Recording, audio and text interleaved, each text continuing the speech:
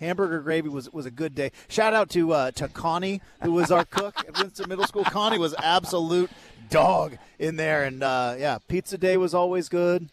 But yeah, you're right. I forgot about that. You would catch Friday night was the dance. We would have, you'd have in February you'd have the Valentine's dance, and you would have the themes. And boy, I don't think we had pizza earlier today. Yeah.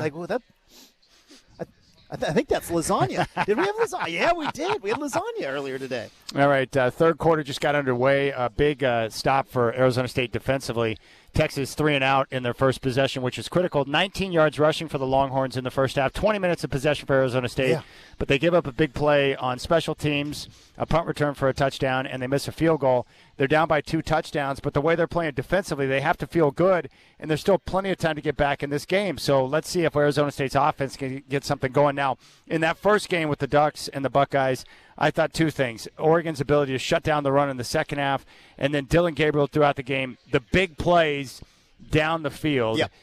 Stretching the defense and using Oregon's speed, and they've got a lot of speed. I thought those were the 2 keys. What do you think is critical for Oregon to be able to get the win today in the rematch? Like you talked about, big plays from playmakers, and it sounds simple, but that's what's been going on in these playoffs, right? You look at who has been making the big plays and teams that have been having success and teams that haven't. Boise couldn't get Genty going.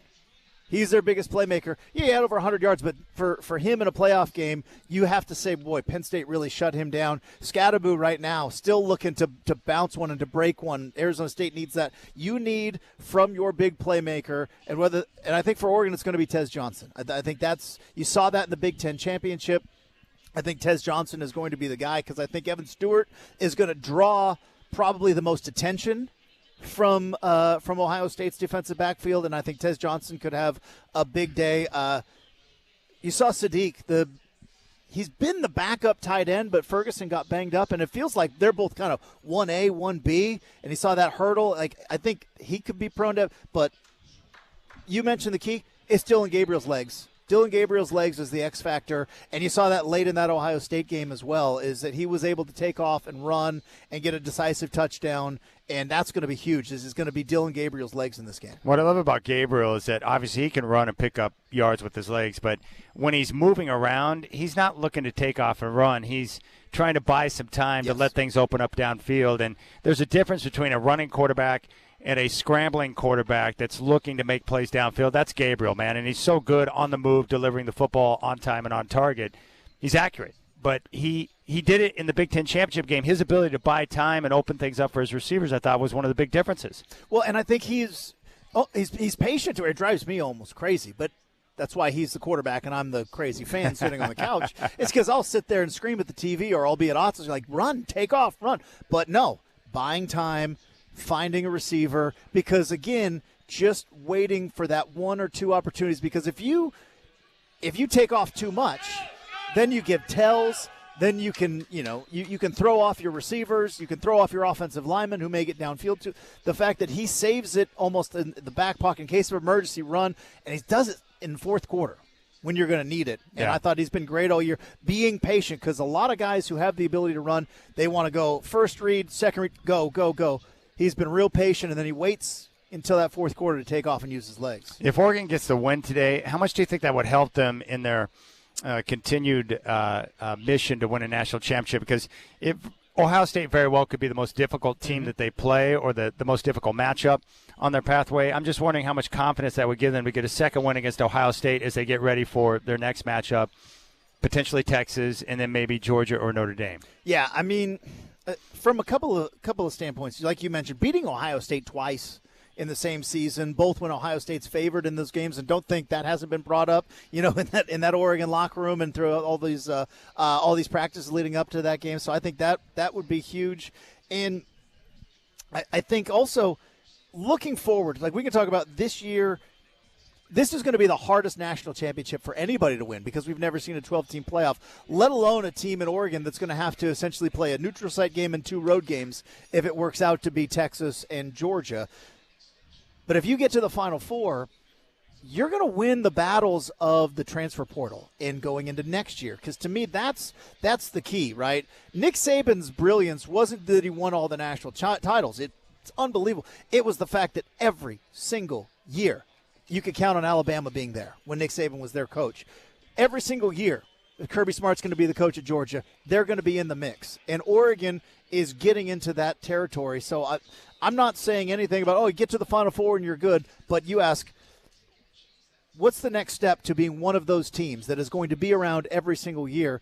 It is going to be winning this game. There's going to be a ton of eyeballs because it was the marquee game on a New Year's Day. It's still the Rose Bowl. And on top of that, you've got a lot of guys in the transfer portal right now wondering, or high-end 4-star, 5-star guys. So real quick, because people like to throw out 5-star, 5-star. If you don't know, there's only every year in high school, there's only 55-star guys. That's it? That's it. There's only 55-star guys. But there's high-end 4-star guys, and that's what they call essentially blue-chip recruits, is you want high-end 4-star guys or a 5-star guy. And those guys do not play high school football in the state of Oregon. And a lot of them don't play in the state of Washington. I mean, you heard Jake Dicker talk about, the recruiting at Washington State, that, being next to Idaho and Oregon and Canada, there's not a lot. So how does Oregon get in competition with Ohio State, where there are a ton? I mean, you look throughout the state of Ohio, it's football obsessed at high school. Texas, clearly everybody's trying to mine Texas, California, and Florida. How is Oregon on the same level? It's because they can compete NIL-wise. And I don't think it's through reckless spending. I think Oregon's organization in the way that they have been running NIL, because Texas A&M has more money. Texas A&M has got the same unlimited funds that Oregon supposedly has, but Texas A&M's unorganized. Oregon, it's one guy, it's one organization. It's the Division Street LLC that they created as a collective and as a marketing brand to not only pay these players, but to teach them how to build their own brand. The organization that Oregon has in NIL, I believe, is unmatched with anybody in college football. That's how they're able to compete in a region that is not rich with 5-star football talent. All right, we're going to get details on the numbers coming up next. Justin, the sportsbook manager, is going to join us here at Spirit Mountain Casino. Cam Scattaboo now has 81 yards rushing on 15 carries. He just had a 3rd down and 10 carry down to the 5. First and goal, Arizona State, with 10:21 left in the third. So plenty of time for the Devils if they can punch it in here and make it a 1-score game. And we'll get the details. How much money is being bet on the Ducks? What happens when a game's postponed or delayed with your betting ticket? We'll get the details from Justin next. And the other Justin's right next to me, Justin Myers. We're here at Spirit Mountain Casino, your place to bet on college sports on 620 Rip City Radio.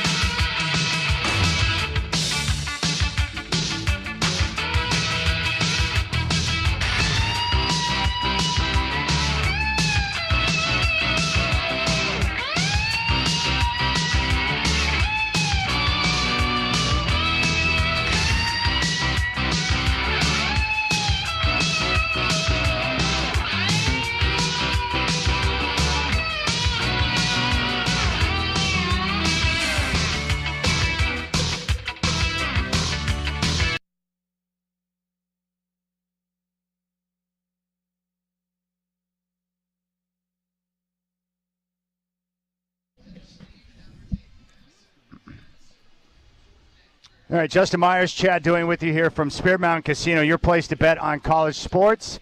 4th and goal, Arizona State right now, third quarter, 17-3 Texas. So this is a very big play for the Sun Devils, and I pray to the good Lord above that they punch it in here. This is critical. Arizona State got a 3-and-out from Texas, and now they went right down the field, and they're trying to get in and score. We'll see if Scadaboo can do it, and they get stopped again. It's unbelievable, man. Texas's defense has been doing the heck of a job. And we're welcome to the show now, the sportsbook manager here at Spirit Mountain Casino. It's my man, Justin. Justin, thanks for coming by again. Yeah, thank you guys for having me. Had so much fun the first time. We had to do it again. Yes, and this is kind of the lull before the storm right now because we have a good crowd down here for the Peach Bowl, but it'll be packed for the Rose Bowl. You're anticipating many more people to come in. Oh, yeah. There's only a few days a year that you would refer to it as a Super Bowl level day. I think we've got one on hand today. So, hey, the game's on today. Let's go grab something. But, yeah, it's been all Oregon the whole time. Continues to be Oregon. Futures as well. So, see what happens. What's your current line on the Ducks and Buckeyes in the Rose Bowl? So, we are not the standard right now. We are currently at a pick'em for the Ducks and the Buckeyes for the game today, and that's just we just simply where we're located here in Oregon, and it's all people want to bet. So this is fascinating to me. So you guys have it set at pick'em. Ohio State's roughly around a 2.5-point favorite in other books around the country, somewhere between 1.5 to 2.5 points. So based on the market, the liquidity of the market. So if you're a regionally based sports book, if you've got an inordinate amount of money coming in on one team, you guys can adjust the line that might be different in different parts of the country based on where you're at. That's correct. Yeah, and part of it is we are partnered with BetMGM, for our lines and odds services and everything. But being that we are still a single tribal entity as Spirit Mountain, we kind of have the ability to go do what's best for us as well. So it's kind of a balancing act there. Now, do you guys adjust the line yourselves, or do you work with BetMGM to do that? How does that process play out? Yeah, different for different games. In a game like this where there is such a consensus number across the nation of Ohio State minus 2.5, this might be one where we kind of go on our own and ask for it. But there's other times where BetMGM might have a different line compared to all the other companies, and we'll be okay with riding with them on that. I know you mentioned the futures. I may have a future on Oregon that was placed back in July. But what's been the ratio of the future bets versus just bets on the Rose Bowl game? Yeah, so the Rose Bowl game itself today, it's about 90-10% is kind of the split going, which is, I mean, on a single game, you're generally going to see it more staggered in one direction. Yeah. Futures, though, I mean, we're over 50% of the entire futures pool has been put on the Oregon Ducks. So it's kind of Oregon versus the world right now, And what about the percentage of bets on the Oregon-Ohio State game? How much of the money's on Oregon?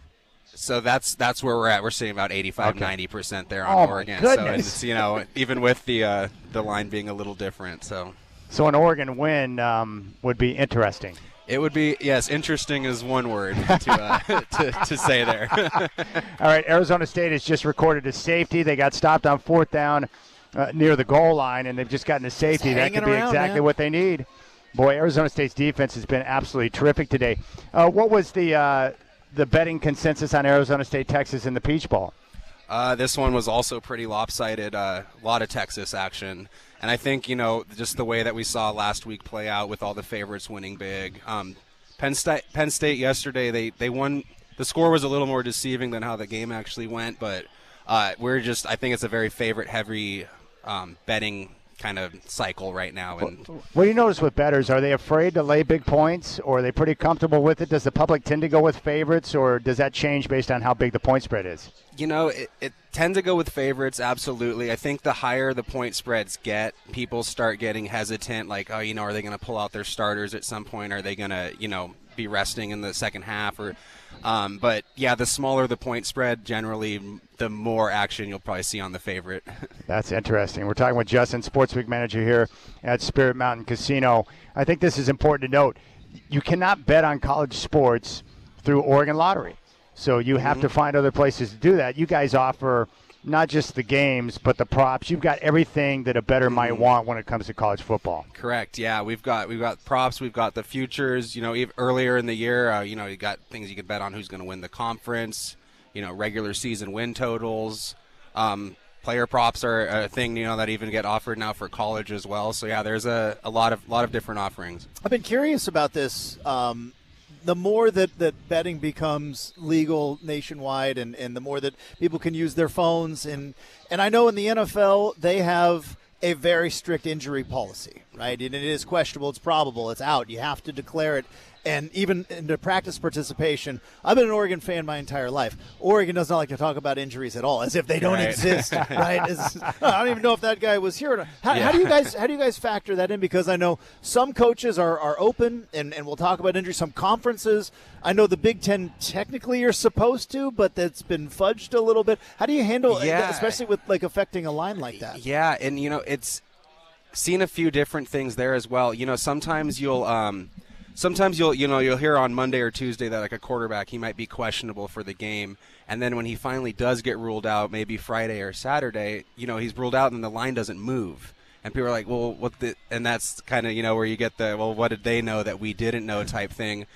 However, there are times where it's the exact opposite, where the quarterback does get ruled out, even 2 hours before the game, and then all of a sudden the line does move 6 points. And I think honestly in those times, even the coaching staff might be surprised that the guy isn't playing. Like maybe they really anticipated him going, but it is it's something that we watch and see, and there are a few different ways that it works out. So, hey Justin, how does it work with the sportsbook where the Sugar Bowl has now been delayed? They're going to play it tomorrow night, but when it comes to betting tickets for games that have been postponed or delayed, what's the policy on that for people that have tickets? Yeah, so each sport has its own different policy, whether bets are still live or not. For football, it's as long as the game is played within 1 week and at the previously scheduled location.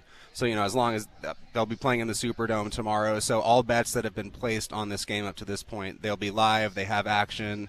Just have to wait, an extra day to see your result there. But if it were outside of that 1 week period, or if it was at a different location, then people could come and get a refund on the ticket? Exactly. All tickets would be refunds. So you would have to physically, come back, get the refund, and rebet it on the new number if you wanted to have action on it if it's been more than 7 days. That's interesting. Now, aside from Oregon, is there anything else that jumps out in terms of bets or the way people are approaching the college football playoff? Not really. Like I said, it's Oregon and the favorites, and I think that's just because it's the first year with the 12 team, and that's what we've seen up to this point so far. If Arizona State were to come back here and pull it out, that might change. Going down the line, maybe we see more dog action or something like that. Now, for you as a sportsbook manager, what line in this group of games jumped out at you as curious? Well, to be honest, it was kind of the Oregon one, undefeated number one team in the country. They'd won every game. They beat the team that they're getting matched up against, and all of a sudden, they open as a dog. They haven't, I don't know if they were a dog at any point this entire season, and so that was actually the most alarming one to me. Well, I would agree. So for people who don't understand, like a lot of people don't understand that, like especially here in the state of Oregon, why Ohio State, who lost to Oregon earlier in the year, Oregon's the number one team. Why is Ohio State the early betting favorite when the matchup was set? Well, I think you look at it too. The first game was in Autzen, so it was at home. There's always that couple point advantage you're going to give to home teams on the point spread. And I think a lot of those games towards the end of the year, like the Wisconsin game, for example, for Oregon, they looked okay. They pulled them all out, but I think there was a little seeded down. And then you see Ohio State, the way they played against Tennessee. The way the kind of national media is now talking about Ohio State as being this juggernaut, and I think it's, it just kind of morphed itself into this, and I think that's where we're at. I know I mentioned injuries earlier, and outside of the game being delayed, one of the biggest differences in the Sugar Bowl is that Georgia's going to have a new quarterback because, Becht is out. Gunnar Stockton, which, by the way, what a name. What a name. Great football name. For a quarterback. And I know a lot of people are kind of just learning about him, and he was a massive high school standout in Georgia, but brings a different element. He brings a different element than Beck. How does that affect not only the line, but like you mentioned, prop bets, over-unders, things like that when you bring in a quarterback that maybe has a different skill set? Right, yeah. I think there's some unknowns for the sportsbook side of things too, because, I believe I heard, he played about 80 snaps this season, but, when they're playing in garbage time or when, you're not playing with the other starters and stuff, it kind of makes you wonder. So I think a lot of times some of these lines are, more of almost guesses in a sense, where it's like, historically in this situation before, maybe the quarterbacks have performed like this way, so this is what we're going to make the point spread. But how much do you actually know with that little amount of tape on a guy? All right, Justin, a couple of NFL questions for you. First off, the big game this weekend looks like it's going to be Detroit and Minnesota. They're going to be playing for home field advantage to the NFC. What's your thoughts on that game, and what is the action you've seen, early action you've seen on that game so far?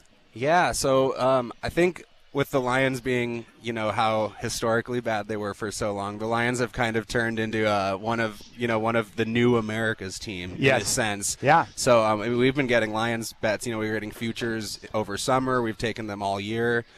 So I expect that we'll be heavier on the Lions in this game. But the way that Darnold is really everyone kept waiting for him to fall off, and he just keeps getting stronger.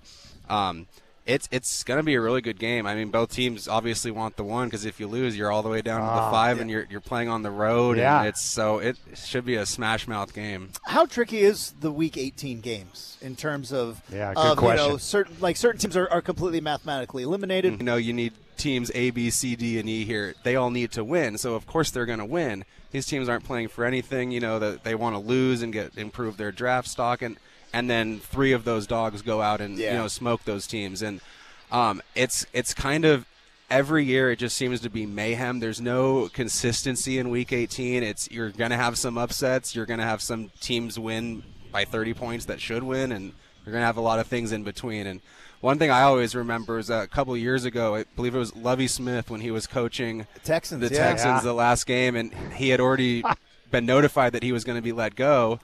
They lose and get the number 1 pick in the draft, so what does he do? He goes out and makes sure they win the game. Yeah. Went for 2. Went for 2, that's correct, yeah. And so it's like, I don't know how you can handicap for, that kind of stuff in Week 18. Gosh, that's so crazy. Got him C.J. Stroud, by the way, instead of Bryce Young. Sure did. It worked out really well. What are some, so aside from Detroit, is Buffalo a big team that people are betting on? Is it Kansas City? What are you seeing on in other parts outside of Detroit? Yeah, Buffalo seems to be kind of the AFC, version of the Lions, the sweetheart, I guess you'd say. And then you always just have the Chiefs money. It's so many times it's like, oh, I bet against Mahomes, I bet against Brady his entire career. I don't want to make the same mistake with Mahomes, and so the Chiefs just from their track record alone will garner plenty of interest. How much do you guys play on our emotions? Because look, I'm an emotional bettor. I'll fully admit that. Chad knows this. Luckily, I keep my budget manageable, but I am an emotional bettor, and I know that you guys, with your math and your algorithms, how much do you play? Like you mentioned, having like the Lions or Oregon or the Bills, like a team that's never been there before. How much do you guys play on our emotions? Yeah, if I look out and you guys are just watching the screens, kind of, straight face, not anything going. We're not doing anything right, We need you to have your 21 points leads, taken away in 3 minutes and things like that. No, it's all sports betting. You just never know what's going to happen, and it's always crazy. That's great. What are the biggest mistakes that newbies? The biggest mistakes. What do you think makes it tough for people that are just getting into sports betting? I mean, I think the toughest thing is you a lot of times when you're first starting, you want to bet small amounts, but you always want to win really big amounts. A lot of times I'll see, people putting in their first tickets ever, and it's like 13, 14, 15 team parlays, and, after a week or two, they're complaining why they haven't won yet. And so I think it's, you got to remember that's like fully gambling in the sports market world when you're doing that kind of stuff. And I would say that's probably... Yeah, parlays are really a low percentage play, right? They are, yeah. I mean... They're so fun, though. That's so the draw, fun. though, yeah. I can't stop. Every time you add a team, you just see the payout double, But I think if you're doing it strictly for entertainment, the reason why the parlay is great is because... you can put a $20 bet down on a 4-teamer and have a chance to make a couple $100, right? That's the beauty of it. Yeah, exactly. Especially if you're, smart about it, you have money put aside that you're willing to lose. So we'll go for it, Well, we got the college football playoff going right now. NFL playoffs are right around the corner. We'll have the wild card a week from Saturday, which is going to be great. And then you've got the super big game coming up at the start of February. So outside of football, what are the other key pillars of your season? Would the next one be March Madness after that? What are you guys looking at here? Yeah. March Madness is the next, major event. But we've really turned into such a big UFC. Yeah, and you have all the big martial arts. fights, right? We have all the big fights, all the pay-per-views. We have all the weekly fights as well, the fight nights and everything. So for us, when we see a pay-per-view on the schedule, that's also, we know that's going to be a big night as well. That's great. Yeah, the fight nights. And, I love watching UFC. I'm learning about more of the fighters and stuff, but it's got to be cool for people to come down and either get in on the fights, get their wagers down, or to bet on their favorite fighter, too. Yeah, absolutely. And, so everyone has their origin story of, I've been following this fighter for so long, or family friend with this guy. And, it seems like I think it's a lot more relatable in a sense, whereas someone like we touched like Patrick Mahomes, $50 million superstar is like kind of in his own world. But, UFC guys people know him, they're kind of normal, everyday people. All right. So how do you see the Rose Bowl playing out? I think it's going to be a lot of offense. I think both teams are so good at at adapting and kind of making adjustments as the game go on. I think both coaches are fantastic, so I kind of expect the scoring to be up, and I think it might be a game of who hits the ball last. I know we've been talking about a little bit with the layoffs, and some can say it's the rest versus rust. We talk about it all the time. How do you think that maybe plays in? Because we saw Boise and Arizona State both come out a little bit rusty.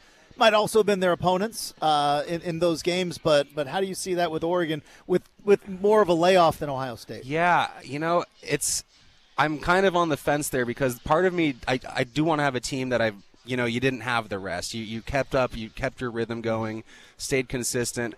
However, having the layoff, you have a full game tape on Ohio State and from a playoff game that they don't have on you.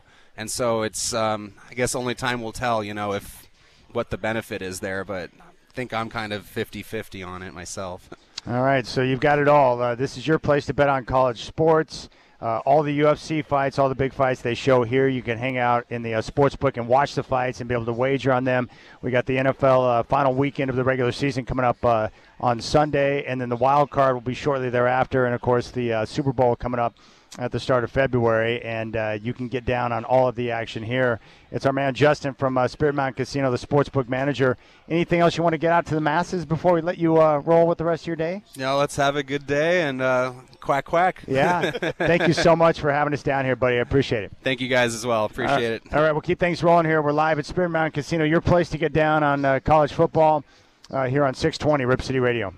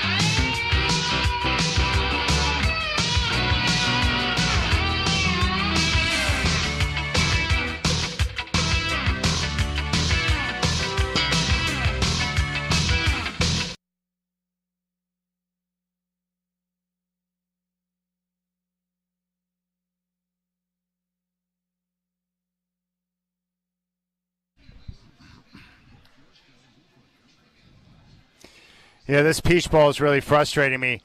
Arizona State's outgained Texas 303 to 154. Scatterboo's got 110 yards. They've really won a lot of different categories in this game, but the problem is they can't punch it in. Yeah. They've had to settle for field goals. They have a missed field goal, and they gave up a punt return for a touchdown, and as a result, it's going to come back to bite them. Yeah, touchdowns are going to win you national titles, and when you playoff games, field goals are going to be.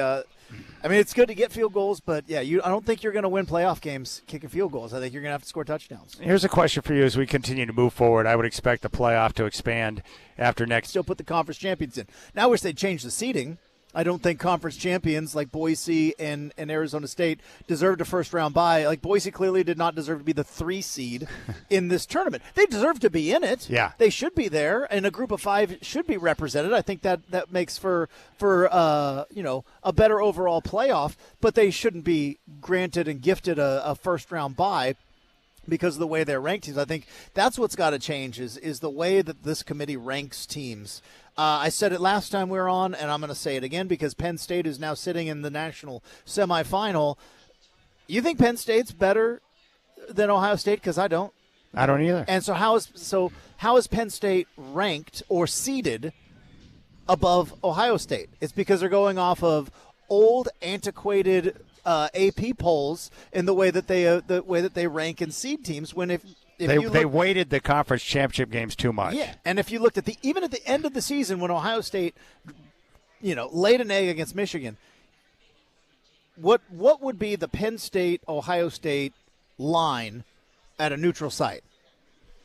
Like, it would be Ohio State would probably be favored by about 4, maybe 5. And they already beat them this year too. And they already beat them this year, so that's been my biggest beef with this whole thing is that Oregon ultimately ends up with a tougher path. Now, I'm still believing that Oregon is the best team in the country and that they're going to run the table and win the national title, but the fact that other teams who are not as good, that's more of an injustice in my opinion. And maybe an Oregon homer alert, but to me that's much more of a problem than Indiana getting in and not Alabama and Ole Miss. And Alabama, by the way, showed their cards yesterday. How'd that work out? And again, this is why strength of schedule and the SEC media campaigning that goes on. I believe year in and year out the SEC is the best football conference in America. They put more players into the NFL. To me, that's the best barometer. How many players are you putting in the NFL? That tells me a talent level. This year the Big Ten was better. It just was, because you look at what happened with South Carolina against Illinois. Look at what happened against and again, opt-outs and all that, I get it. Michigan had far more opt-outs in that game than Alabama did.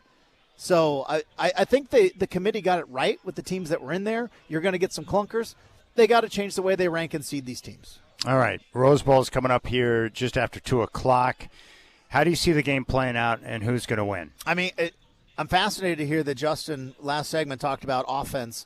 I think he might be onto something there, right? It's a perfect setting. The Rose Bowl is a fast track, and I think last week or a week and a half ago, that first playoff game, I think Chip Kelly figured some things out that really were bugging Ohio State in that Michigan game. So I think Ohio State, and boy, you've given Will Stein and Dan Lanning and this coaching staff with Dylan Gabriel essentially a full 3.5 weeks to come up with a game plan against a team that you've already played. So I think there's going to be a lot of wrinkles, a lot of offense early on. I like Oregon in that game. I think Oregon, we talked about it. They can win in a grinded out 3 yards in a cloud of dust game. They can win in a shootout, but I think there's going to be some offense because I think Chip Kelly figured some things out last week. All right, Ducks, Buckeyes. Oh, man, what a big game. The Sugar Bowl has been postponed until tomorrow. We don't have the exact kickoff time, but Notre Dame and Georgia will play tomorrow. Who do you like in that game? I like Georgia. I do. And maybe look, I'm prone to be influenced by a really well-edited piece, but if you watched any of the stuff on the new Georgia quarterback, Gunner, yeah, this guy is Nick Saban's recruiting this guy since he was 8 years old. Like, that's how good he was. Wow. Yeah, Nick Saban talked about how, because Nick Saban owned a lake house essentially in Georgia where he was playing Pee Wee football, and he's like, oh, I better keep an eye on that kid. and so He's been on him since he was 8 years old, and obviously he ended up at Georgia. But this guy is a dude. This was one of the – Trevor Lawrence, when he was a high school senior, almost obliterated every record in high school football in the state of Georgia. This guy broke them. Wow. This guy – I think Georgia has got something for Notre Dame. I think Notre Dame has been not quite a fraud, but I do not believe Notre Dame is elite. I believe Georgia is. And plus, playing this game in New Orleans, Notre Dame travels well everywhere, but I think Georgia wins. I think Georgia puts it on them. Yeah, I'm wondering too. We were talking about the extra, rest time. How much is it going to help Kirby Smart and his staff to have that extra practice time to get Gunnar Stockton ready for what he's going to see against Notre Dame? 100%. And you think about the familiarity that Oregon and Ohio State have, and Georgia had, 17 minutes in that SEC title game to come up with a game plan with their backup quarterback. They couldn't change anything. They couldn't, because they got to run the offense that they've been working on all week. Right? That's one of the things that fans don't understand, and I learned when I talk to coaches. You have to run what you worked on all week long. You can't just flip the game plan around. And so they had about 17 minutes to figure out, well, now they've had 3 weeks with their backup quarterback, knowing that Beck is out for the entire college football playoff. He had surgery on his elbow. The team's rallied behind him. You're going to see some things out of Georgia that I don't think you've seen all year, and that's going to be tough for Notre Dame. Yeah, and Georgia's quite comfortable being conservative on offense if need be and just rely on their defense. Yes. But it's nice. You were talking about depth or the importance of depth in college football today. It's nice when you lose a Carson Beck, and then you can go to the bench and you got a 5-star that can roll in to take over. 100%. That's Georgia, right? That's like Texas right now has got Quinn Ewers. They've got Arch Manning sitting there. If Quinn Ewers rolls an ankle, they're fine. That's the difference between the haves and the have-nots, right? Who do you have? And with Oregon, we mentioned it in that game against Ohio State back in October. I was one of the many Oregon fans freaking out. Jordan Birch isn't playing. What's going on? Turns out Mateo Ungale is a dude, and he has been one of their best defensive players all year. He stepped right in that game, had a huge impact in that game because they've got massive amounts of depth. How much is it going to help to have Birch on the field today? Massive. Again, and Dan Lanning talked about it earlier this morning on game day. It's a numbers game. You have options, and the more depth you have, especially at the defensive line, you can work guys in. Defenses, it's all about your gas tank, right? You can tell the flow of a game. It's the worst thing is when your defense gets a stop and your offense goes out and goes 3 and out, and all those big dudes up front are gassed. You want a not long sustaining drive. Well, if you're running 2-3 deep, and Jordan Birch just now adds an extra wrinkle, an extra element, and you mentioned it, you've got to make Will Howard uncomfortable. And Uyunglele has been great at that all season long. Birch brings another element, stopping the run, making him uncomfortable. The more dudes you have on the defensive line, the better off you're going to be. All right, we have a situation here. Texas with the football in scoring territory. Arizona State trying to hold them to a field goal. 11 minutes to play. 17-8 is the score. So Arizona State trying to force a field goal. And the Sun Devils, they've been right there. Right there. So close all day. And in many ways should be on top. But, again, the little things, right? Not converting opportunities into touchdowns and giving up special teams touchdowns. That's why playoff football is the best. It is. Playoff football is the best. One play, one stop, extends a drive, stops a drive, leads to points. All right, stop talking and get your butt on the road. All right, I'm out. You got a date with the Oregon football team coming up in the Rose Bowl, my friend. Thanks for joining me. Anytime. You're the